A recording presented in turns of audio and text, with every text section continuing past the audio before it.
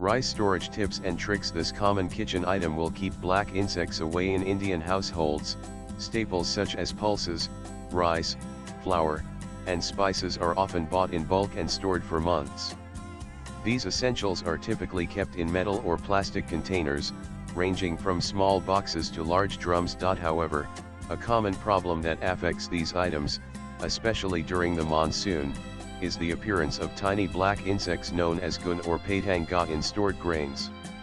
This infestation occurs due to a few simple yet often overlooked mistakes during storage. While some people resort to discarding the grains, using pesticides, or even matchsticks to fix the issue, there's actually a safer and more affordable solution hiding in your spice box. Nanan. According to kitchen experts and home remedy enthusiasts, placing a small packet of Asafoetida hing in your rice container works wonders in repelling insects.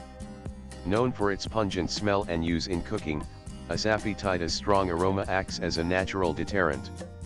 Insects such as gun cannot tolerate its scent and tend to stay away. It doesn't spoil the grains or alter their taste, making it one of the most effective, safe, and budget-friendly ways to prevent infestations. Nanan. Even if your rice box is always tightly closed, insects can still appear.